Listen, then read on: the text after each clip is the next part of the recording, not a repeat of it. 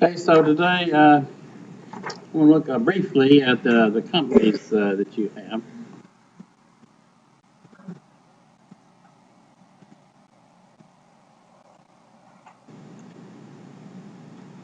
So let's see, Alan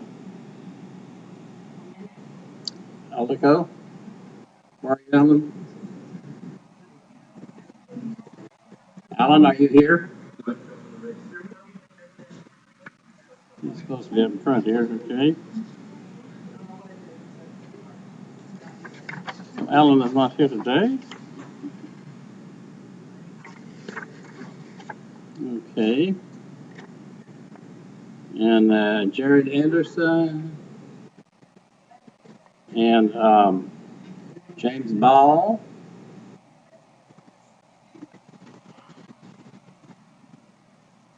So Brian Bevan. There you are, Brian. Okay, so here you are, and so you're going to do Nintendo. How are things coming on Nintendo?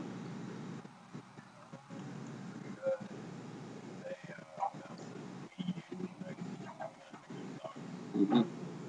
How much did it go up? This was the new console, right? Yeah.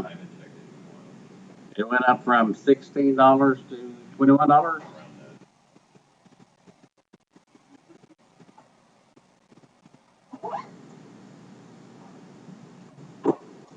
Actually, last June I went out to LA to the Electronic Entertainment Expo. Well, that's quite an affair. And Nintendo was showing their new console. And the new console actually has a TV. Yeah. And the thing is, that way, when you play the game, you don't have to be looking back and forth. Okay? I mean, you see, the old consoles, you had to have this. You had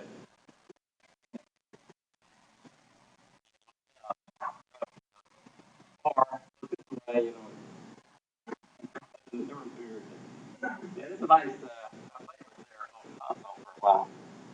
That was last June, and it wasn't even available to the public at that point. So they're coming over. Now they're trading over the counter, then, right? You've got listed OTC. All right.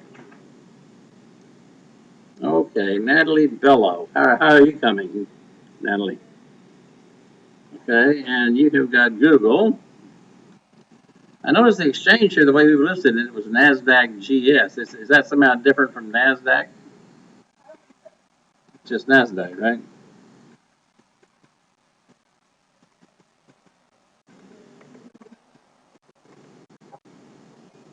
How's Google? Oh, $761 a share. Wow, that's an expensive stock, don't you think? $761 for one share of stock. That's a lot to flop down for one share of stock. Is that going up or down?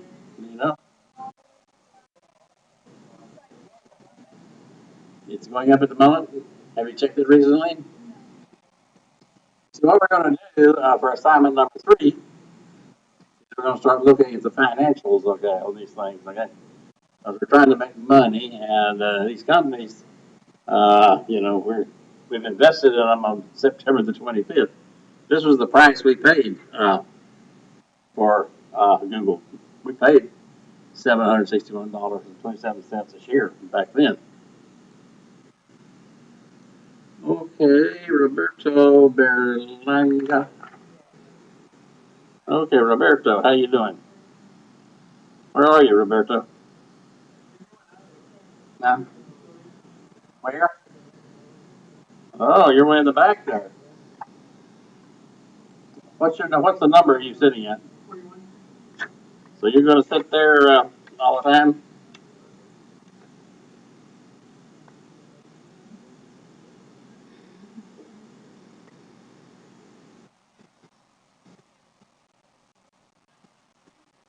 So you got Samsung. Oh, they lost a big suit with Apple, right? How have they done since then?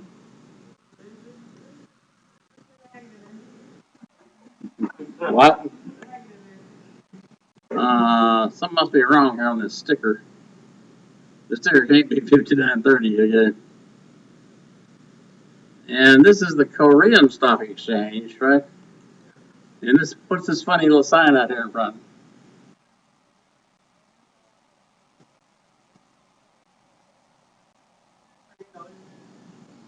Is that what Korean dollars? Which is what?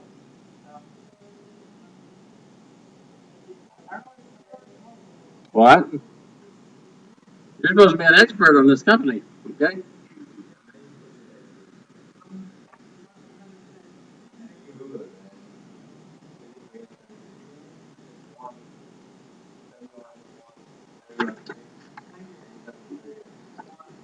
How am I going to convert that into dollars? Yeah, I mean, we bought this at 1,327,000. What is it? One. Well, the name of the currency is what? The name of the currency? One. One. How do you spell one? One. Okay. One. Like you won a race, right? Okay. Well, here's one thing. We're going to be interested in the dollar value of this thing, okay? So you face kind of a special problem here, okay, as time goes on. We want how this thing is doing in dollars, okay? Because we're going to basically be dealing in dollars, okay? So you're going to have to also watch the conversion rates between the one and the dollar. So this your company might double in value in one, but if the one halves, okay, in relation to dollars, it didn't make anything. And so this is something that you have to consider. Okay, Hot Billy, how are you doing? And let's see, you got Verizon, okay? So Verizon sells telephones, right? What else does Verizon do besides sell telephones? TV and internet. Okay. How are they doing? And they're on the New York Stock Exchange, right? Have they gone up since we bought? A little bit. Good. Okay, Andrew Casido. Where is Andrew? Andrew Casido, are you here? Where are you supposed to be anyway? Right next to you, right? Is that the vacant chair? Is that...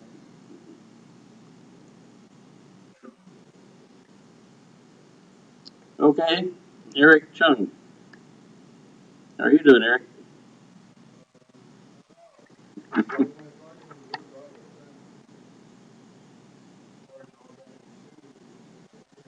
I can't hear you. It's gone up 2 cents. Only 1 cent. Uh, so what does Take Two Games do? Okay, what kind of games? Borderland. Oh, I saw that at the Electronic Expo. In fact, Borderland was one of the big booths out there in California this last June, and I mean it's a real macho. Uh,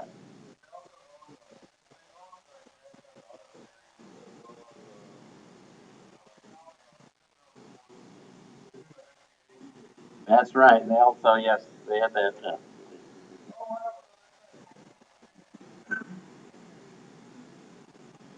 Okay, Itzamar Esquivel. Is it you? How you doing? How's Apple doing? Well, this says $687 a share. Okay, I mean it's right up there with Google. Is that that's the price we paid for the Apple? Okay, but how much is it now? Whoa, 635. We've lost a little money on that. And the i5 came out. Why have we lost money?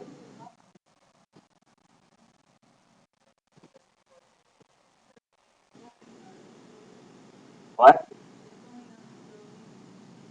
Yeah, you're still confident, right? Okay, Allison Francis, how are we doing? Qualcomm. What's Qualcomm?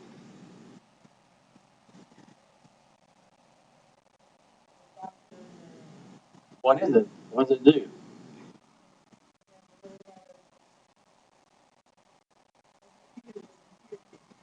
Computer chips. Is it an American company or not?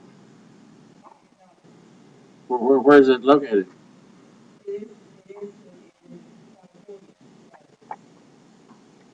The money come from somewhere else? Mhm. Okay. So its future is based really on how the chip future, right? Okay. Tara Freeman. And how are we doing, Tara? Is Tara here? Whoops. She's missing, right? Okay. Cynthia Giron. Oracle. How's Oracle doing? Dropped a little. So a lot of these stocks seem to have dropped a little bit, right? Maybe we bought it at a bad time. You know, but hey, you could say, in your defense, you didn't decide when to buy, right? The professor decided. Everybody's going to buy on the 25th of September, right? You could say, I wouldn't have done that if it had been up to me. But anyway, that's what it's going to be. Okay. Ajana Harris, not here. Justin Harris, not here, right? Christina Harover, not here. Okay, Nancy Hernandez. What are you doing, Nancy? Oops, sorry, Daisy. Daisy. I gotta make that correct. So, yeah.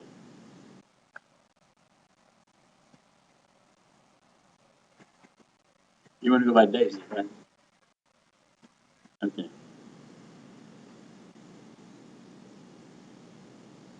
Okay, SAP AG. What's SAP AG? What? Where are you? Yeah. Okay. It's the software for what? For software companies. Yeah. But what in particular is it that software does?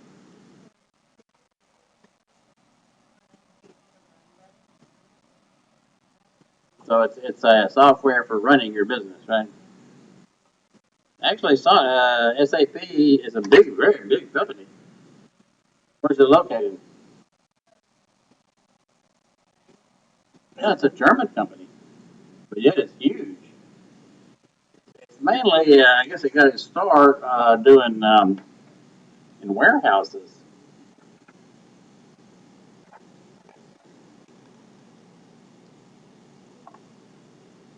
Okay, Ebony Howard.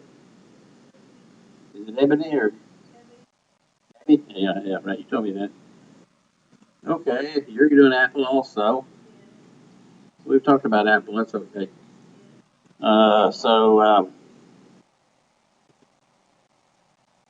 Tony Johnson, how are you doing?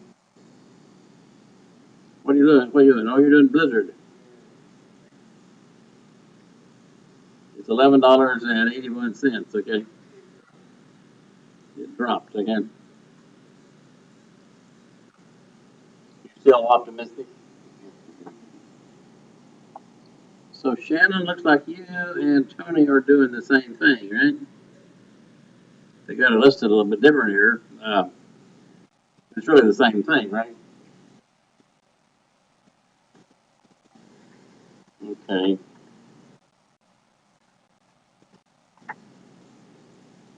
So Joy Jackson. Who's Joy Jackson anyway?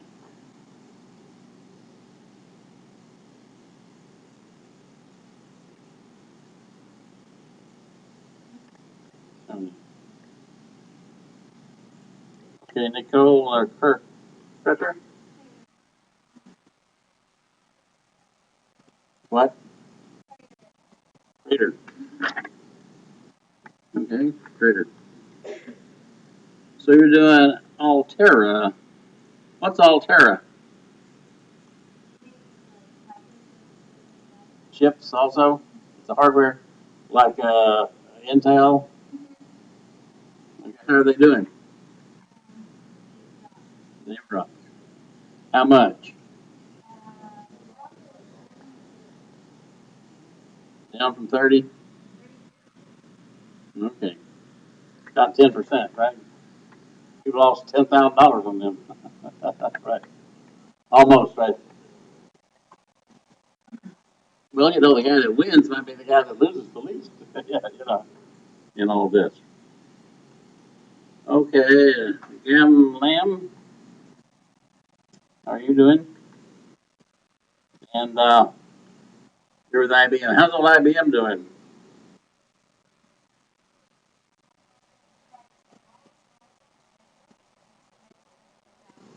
Well, we bought it at 205. That was sort of a relative high. You came down after that, right? What's it going to for today? 208. See, we got some of them are going up there. Not all of them went down. Okay. Ken Dang Lee. Mr. Lee not here. Roxana, Leon. Oh, that's Roxana. Now you're in the back, right? What number are you at?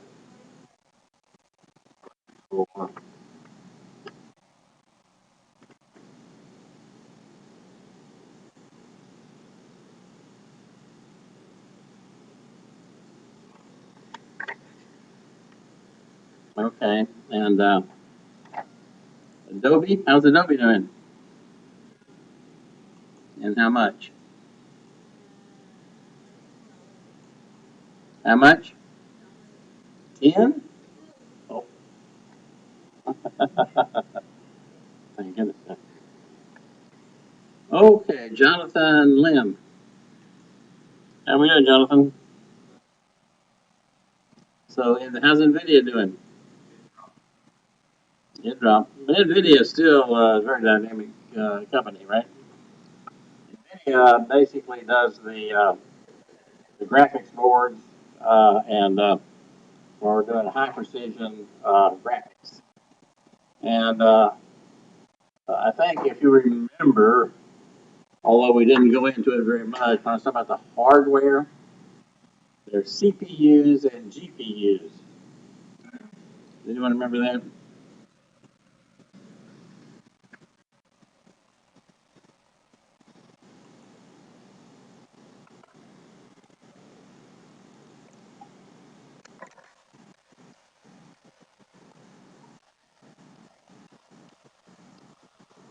Anyone remember the difference or know the difference between a CPU and a GPU?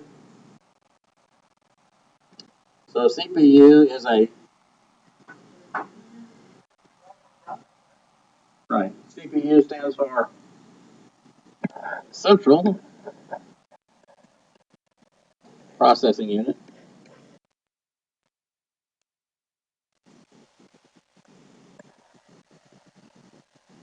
and GPU stands for Graphics Processing Unit.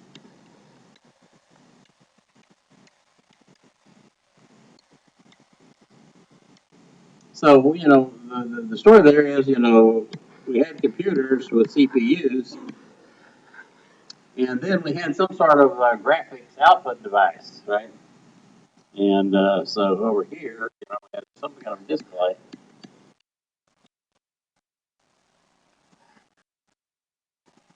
And we recall from the hardware that these pixels that are on the display are stored in memory.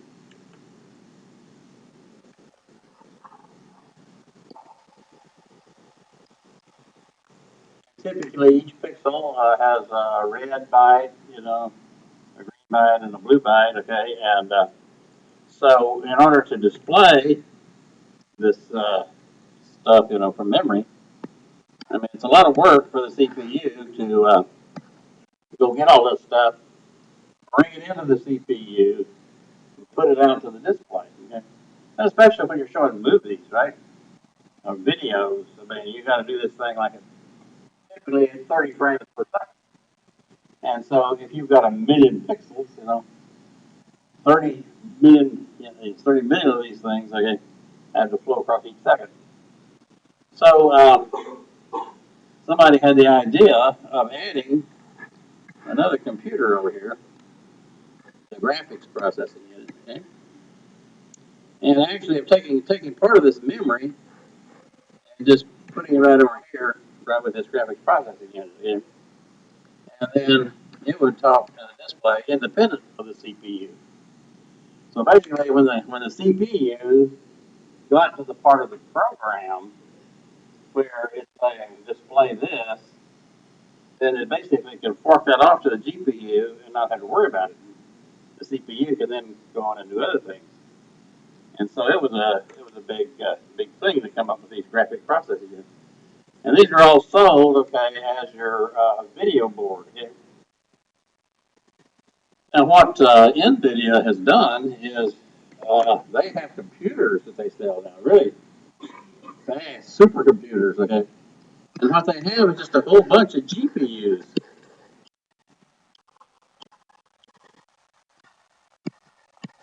They found that by taking just a whole bunch of these GPUs and stringing them together, and have them all, mess with the display,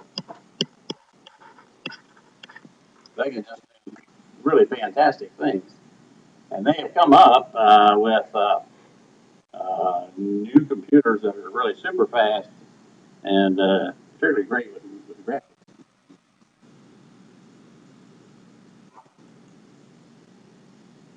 Okay, husband Mubarak, are you here?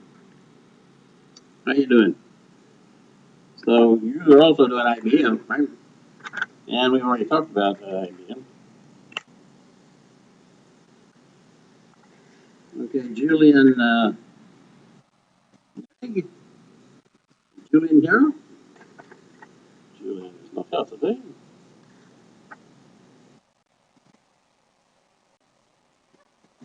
Okay, Stephen Wynn is doing neck, right? How's neck doing? It's up by 5? Oh, it's neck and, oh, yen. Oh, so you have the same problem, okay, that the Korean guy, all right? These things are in yen. Okay? What's the conversion rate between the dollar and the yen? Well, has that conversion rate been going up or down? Well, see, here's the thing. Not only you had to worry about your stock, whether it's going up or down, but you had to worry about where this conversion rate's going up or down. Your stock can stay steady as far as the yen's concerned, but if the value between the yen and the dollar changes, you can make money that way, okay? Or lose money that way, in addition to the fact that the stock changes with yen.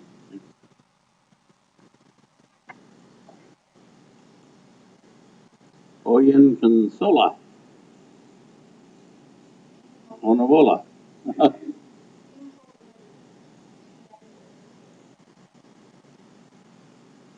AT&T, okay. This says T here, that can't be right, okay. What is the sticker symbol, do you know? Just T? T for two, two for T. What is it for NEC? The Tokyo Stock Exchange, does it have numbers for its? We've got 6701 here. How do we get 6701?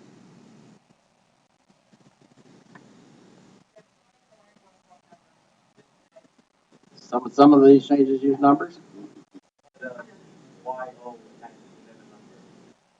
So they have YO 6701. TYO 6701. So we just wrote down the 6701. Okay. Alrighty. Martin Pham, Intel. How's Intel doing?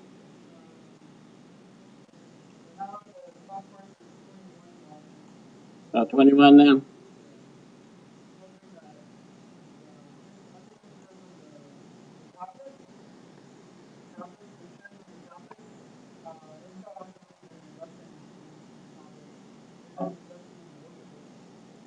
Okay. Gianna Randall. What is Ubisoft? I never heard of Ubisoft. What? Oh, it's a game company. What games they make?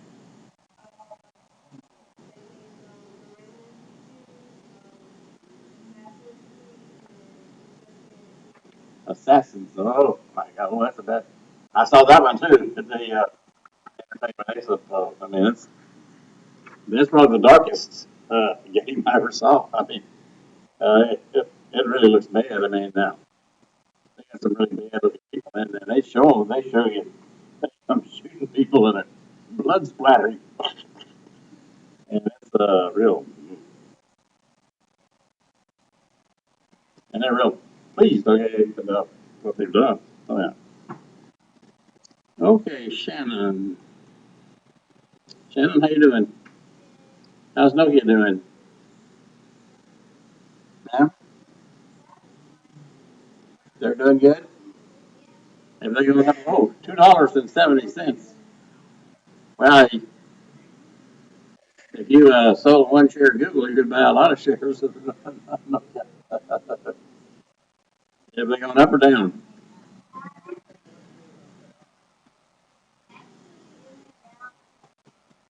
Mm-hmm. Okay. David Samala. David Samala here.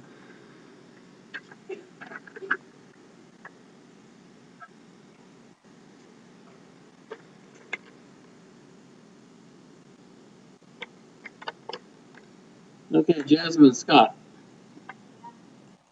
What is TransSwitch?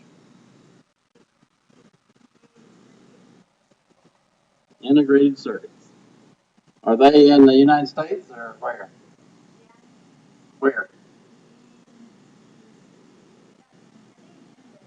In Denver. And well, $1.12. Okay. So have they gone up or down? Have they gone up or down? What were they? What are they now? $1. Well, they don't have too much fun. That's how they go. Okay. Okay, Hector Silva. What is Capcom? What? Okay, what do they make? What? What?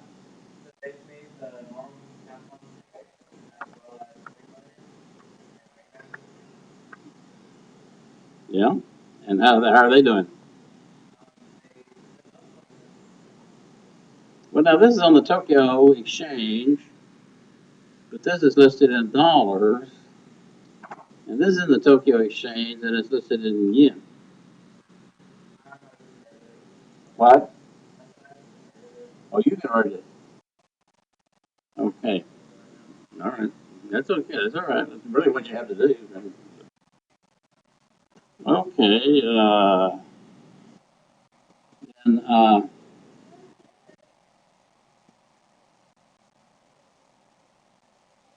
so you go by feet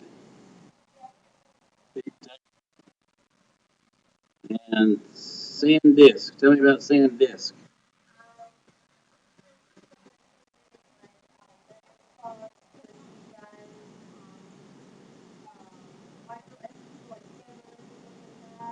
Mm-hmm. Okay. And have they gone up or down?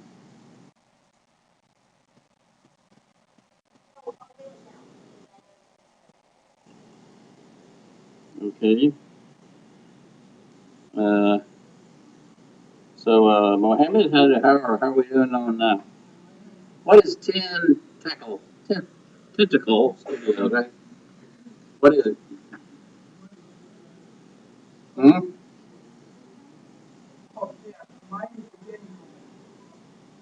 Tentacle.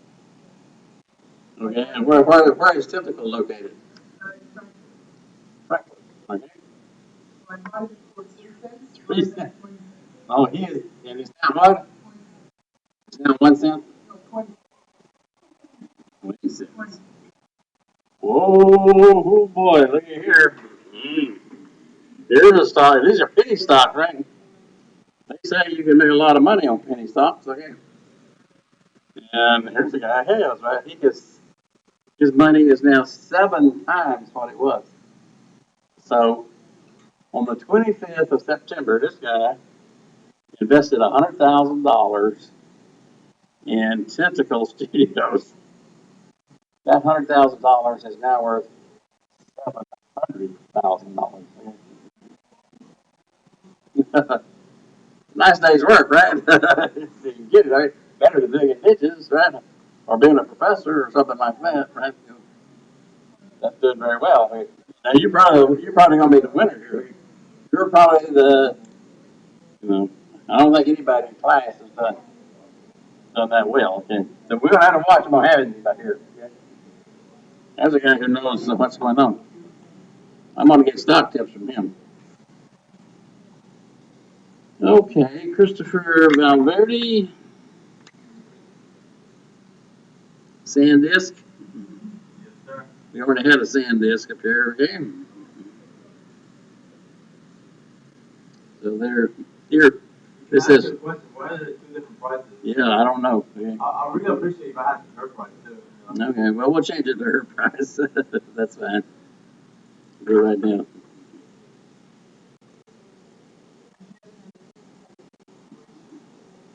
I mean, they were looking up these prices as they went along. So that's just probably the variation during the day, at the time that they were looking at that. Okay, and Quinlan, you. Okay, Quinlan, how are we doing on synaptics? What is synaptics? It's a what for iPad? Oh, they make touch screens. How have they done? Down $2. Well, you should have bought Tentacle. I guess. Okay, well, so then now let me ask you this: do any of you know if there has been any stock splits in your stock? You know what a stock split is?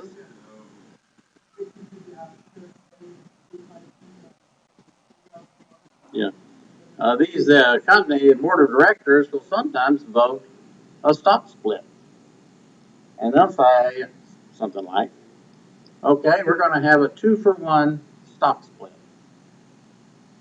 And what they're going to do is for record owners at a certain date, at a certain time, for every share of the company that owner owns, they're going to basically take that share back and give that person 2 shares.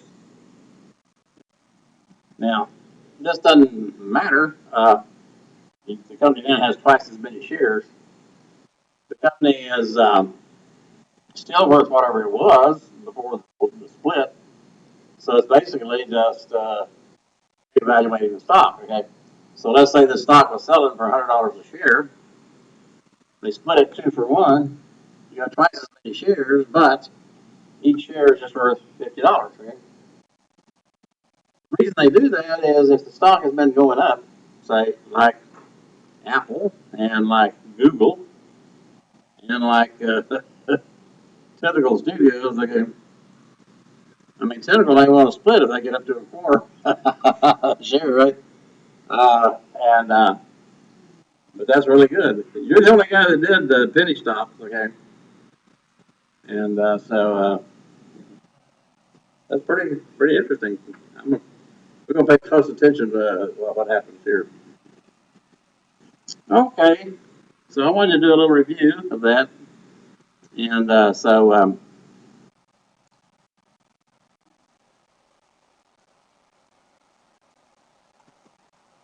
any questions about this? I'm trying to get prepared for assignment number three, because assignment number three is going to be spreadsheets. We're going to have to, start looking and acting like business people and worrying about making money in the stock market. And so we're going to have to learn how to do some of these things, okay? And we'll be into that, okay?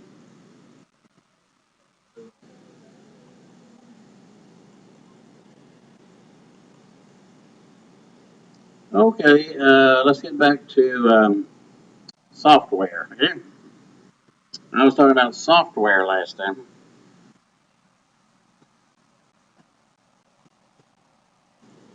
And I was talking about software license. What did I say about software license? Anyway,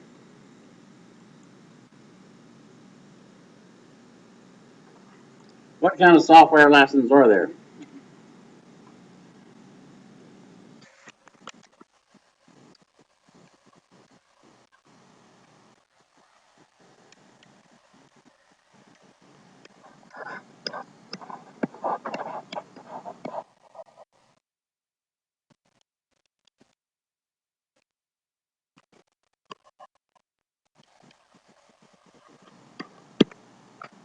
What kinds of software license are there? Well, yeah,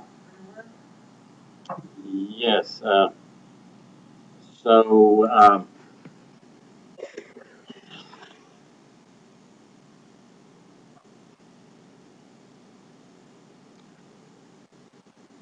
so the license can be where that is when you license software, uh, you're either licensing usually one of two things. Okay, we talk about the object code.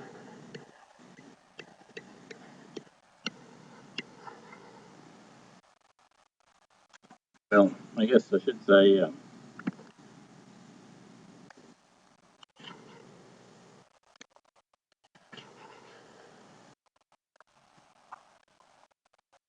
Talk about the source code,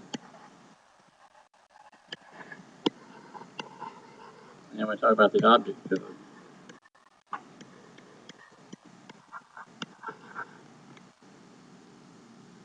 Now, actually, we know now that in the software development process, the source code will be in files, and let's say we're buying copies of this, uh, say, Oracle. The Oracle source code, the Oracle dot, and the source code will probably be in C++. It depends on the language, okay, that this software is written in. Let's say C++, okay. But that then has to go through a compiler, a C++ compiler.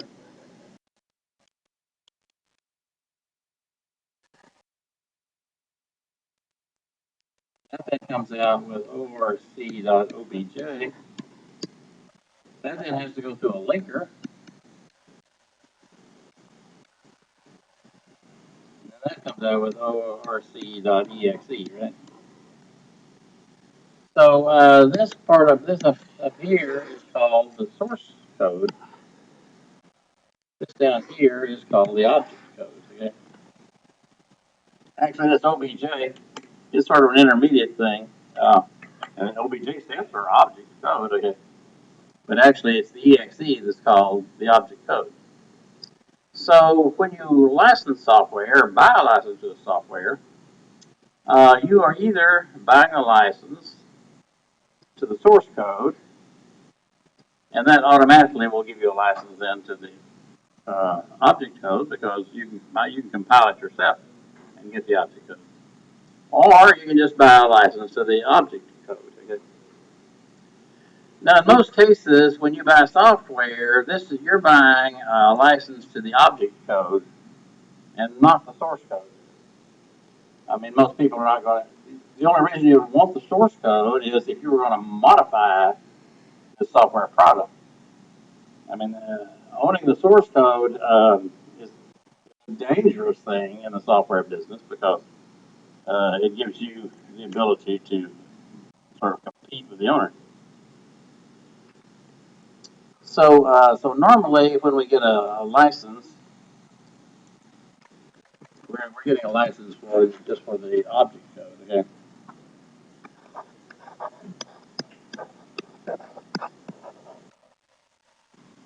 Now, if we download this software on the internet, there'll be a download license, right?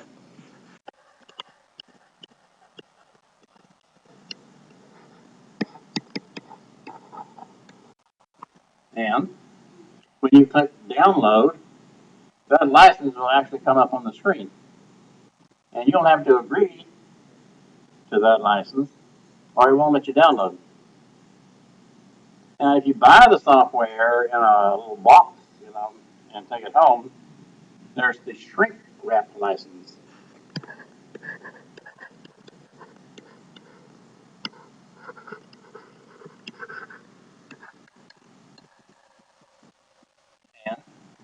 And it'll say on the box, by removing the shrink wrap, you automatically accept the license included. Okay? And so these are the main two kinds of license you have for object code. Okay? Now, if you hire somebody to create the software for you, that you don't like the standard, stuff that's there, you want a tailor-made deal, then that's a contract. Okay? Basically, you have to come up with a specialized contract between you and the person that's doing the software, and it specifies exactly who owns what. Okay, so that's how you get the license. Okay, then there's something called freeware,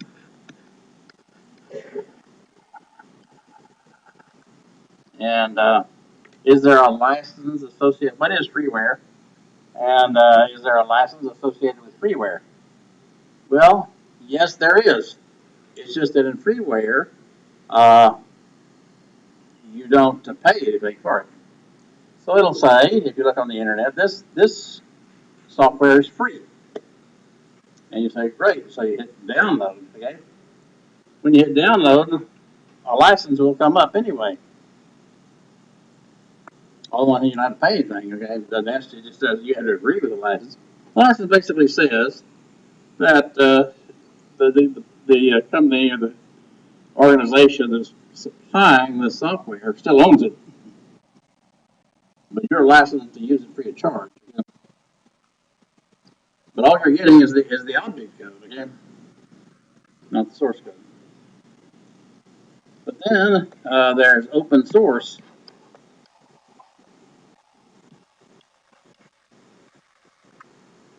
and open source is just like freeware. So when you click download, you're going to download the source code, okay, instead of the object code, and you can file and so forth. It still has a license, but you still pay anything for it, but you're getting the source code. Okay? So we looked at one organization in particular.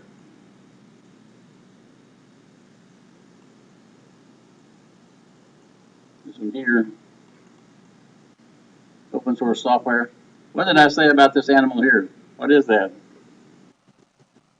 It's a logo, but it's an animal. What's the name of the animal?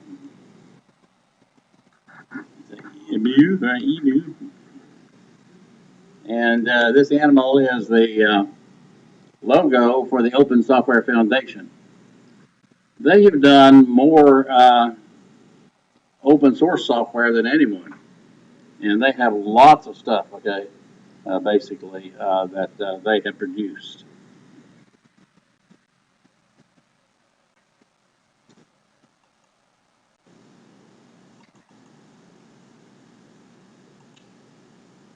I also talked about the Creative Commons license, okay? That's where you download, okay, and then you pay whatever you like, okay, to the people who produced it.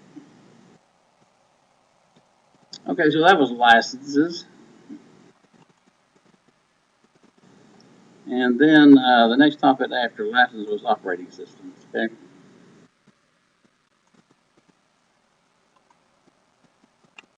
So what did I say about operating systems? Well, I said there was this big project around in the 1960s called Multics.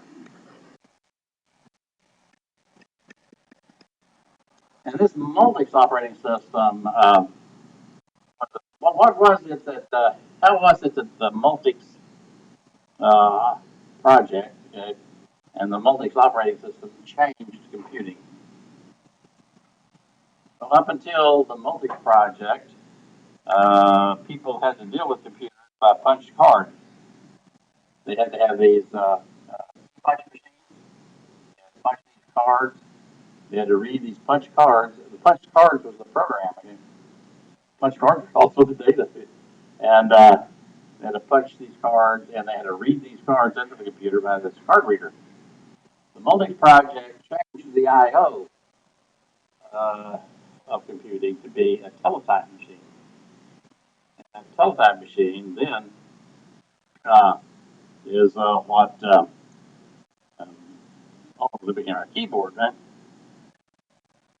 Now, about a little bit after this Multics, okay, came something called Unix.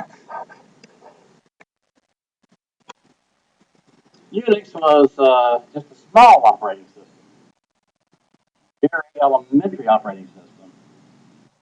The mult in Multics meant this is an operating system where many people can use the computer at the same time, or many processes. It might be one person, but many processes can use the computer at the same time. And that was accomplished by a round robin. Round robin. Okay? Run a little bit of this process, run a little bit, and go time slicing, okay, call it.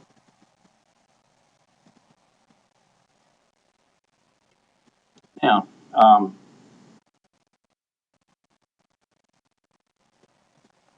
Unix is also in the 1960s, okay? Then in the 1980s, is when the PC came out. And so I talked about Bill Gates and kind of the birth of Microsoft with IBM. And basically, with the PC, they came out uh, with DOS, disk operating system.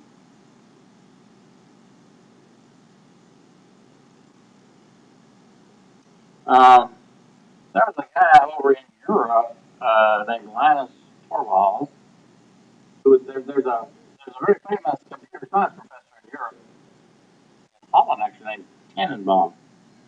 He had this student who was a very brilliant guy, Linus Torvalds, who was from Finland. And this Linus took this Unix and made a version of it for the PC.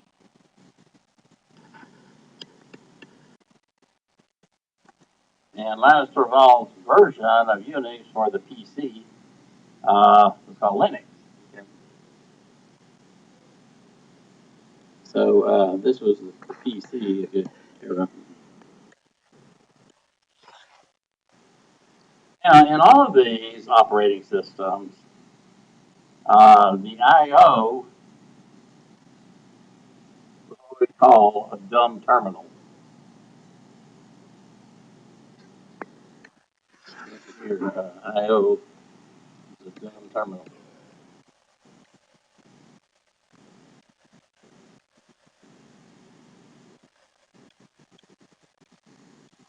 What is a dumb terminal? Well, uh, it's just you input keys on the keyboard, and you can input an A, B, C, D, 1, 2, 3.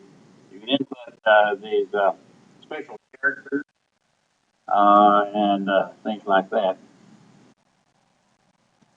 Then a big revolution then happened, okay? And that started with the introduction of Apple's Mac system.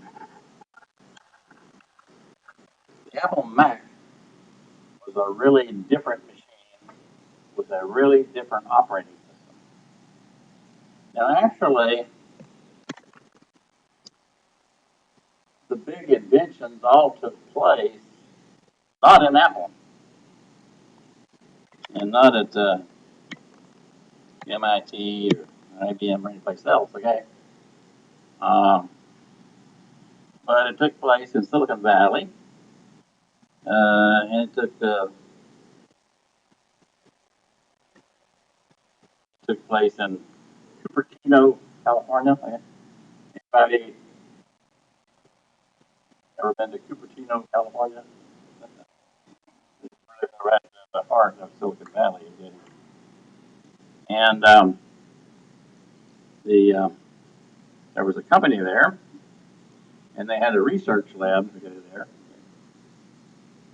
And this company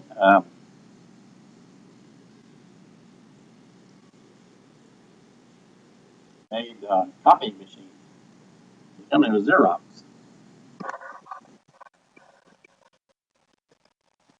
And they had a research lab in Cupertino, California, and they came up with a new idea for this research lab.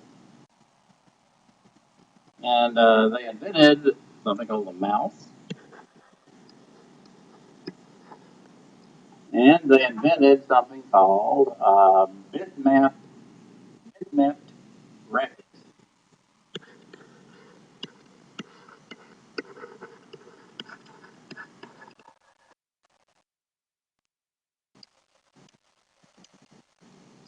And what bitmap graphics is, is up until this time, if you ever tried to hook up a TV cathode ray tube to a computer, um, the programmer basically had no control over what was shown. This bitmap graphics worked like this. It's the one that had the idea of pixels, okay? And it gave the programmer control of the screen on a bit, on a pixel by pixel basis. That is, it allowed the programmer to write a program that said, go to this pixel right here and put up this RGB. Now go to this pixel over here and put up this RGB. I mean, on a pixel by pixel basis, the programmer could change the pixels, okay, in the raster array. These two things together uh, is what revolutionized computing in the 80s. Now, so basically, Apple stole all this from Xerox. Steve Jobs, okay, finagled his way in there. Okay, that's maybe a strong word to say they stole it, but the thing is, Xerox was a great big company, and all these research developments, were considered uh, research into the far future. These research scientists were working on things that would become commercial in 5 to 10 years. And Steve Jobs thought, no, they're working on things that's going to become commercial, in 6 months, right? And basically, he, worked his people to death, but he came up with this operating system for the Mac, okay? Just like the present PC. Okay? The Macintosh, utilized the mouse and the bitmap graphics. It was a big job, to get this thing up and going. So Apple hired a little company to help. This little company was Microsoft.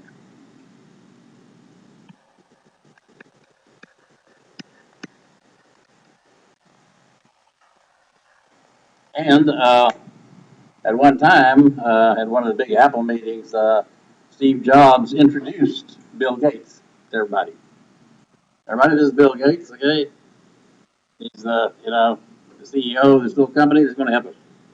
This little company called Microsoft. Everybody, let's hear a hand for Microsoft. See? All these Apple graphics.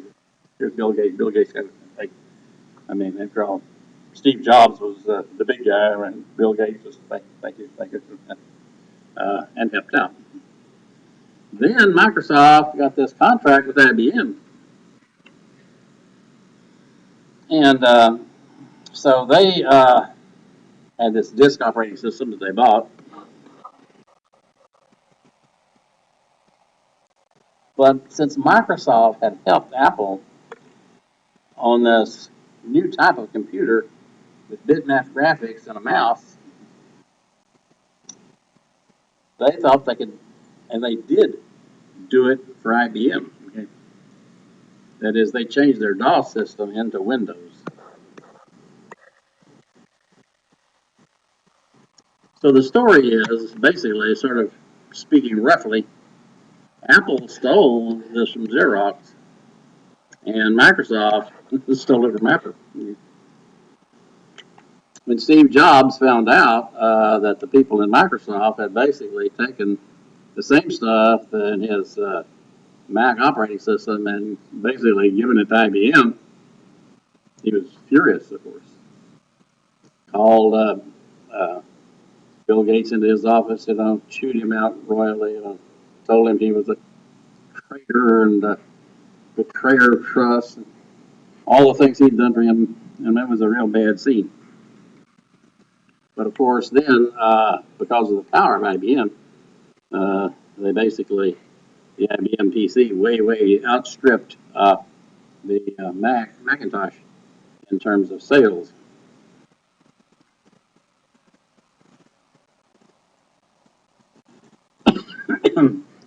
So that's operating systems. What is it that an operating system does?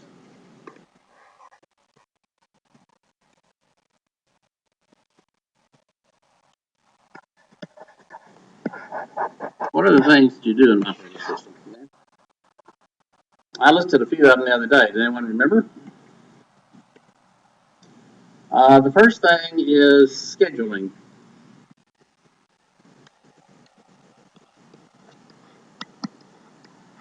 That is, it schedules who gets the computer next. It comes up with a schedule. So if there are several people hooked up to the computer and they all want access to it, the operating system has to make a decision about who gets it next, who has priority over whom, and it comes up with a schedule. And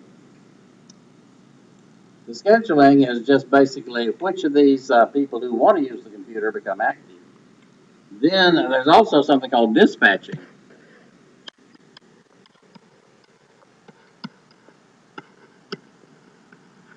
And that's where you do the round robin. Scheduling, okay, I mean, if you have, let's say, 30 jobs that want to use the computer, you'll schedule maybe 5 of them. And then the dispatching is you do the round robin.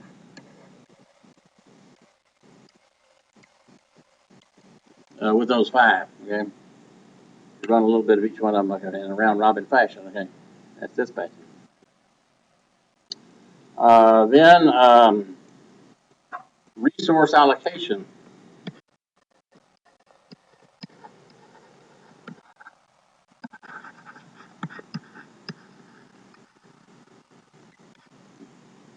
Um, all these jobs want to use the printer. All these jobs want to use disk. All these jobs want to use the modem, okay, for the interface to the internet. Okay, And so the operating system says who gets what on what basis. So scheduling, dispatching, resource allocation, okay, security. The operating system has to worry about uh, security. There are other things too, okay, but basically the operating system is sort of the manager of the computer. Look at it that way. It's the software that manages the computer. The application programmer who writes an application basically uh,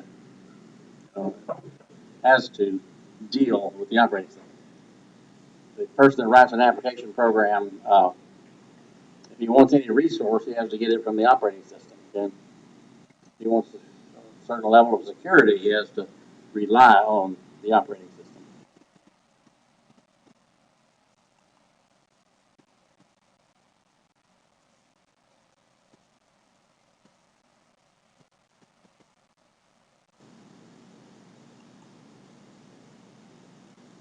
The operating system has to provide a user interface. So in the Mac, they came up with, you know, Windows, a mouse. That was the user interface. File management, okay? It has to make sure that one user doesn't get in somebody else's file. So there's a few slides here on the different operating systems that are around. Microsoft Windows, we're all familiar with that. It says here Microsoft Windows runs on roughly 90%. These slides are a little bit old, like 2 or 3 years old. Again. I don't think it's 90% though. I think that has definitely slipped. Yeah. Mac OS, Linux. Okay, I've mentioned Unix and Linux, Linus Torvalds. Virtual machine software. I think you can actually skip that. It's an interesting concept, but I don't think it probably should be in this course. Mobile operating systems are just other operating systems, and so an open operating system is one where the source code is available. So right now, Apple is the biggest name in mobile operating systems, right? And so Google, is challenging them. They came out with this Android operating system, and this Android operating system is open source. You can download the source code for the Android operating system, okay, and develop applications yourself. Industrial operating systems, you can read that. Embedded operating systems, there's a lot of computers that are embedded in other, you don't realize the computer is there, okay. There's something called a real-time operating system with these embedded systems. Well, I've got a little bit more to cover, utility, software, and so forth. Maybe another 10 or 15 minutes. I'll talk about it on Thursday, okay? Then I'm going to start talking some more about some of the issues involved. Okay, thank you very much.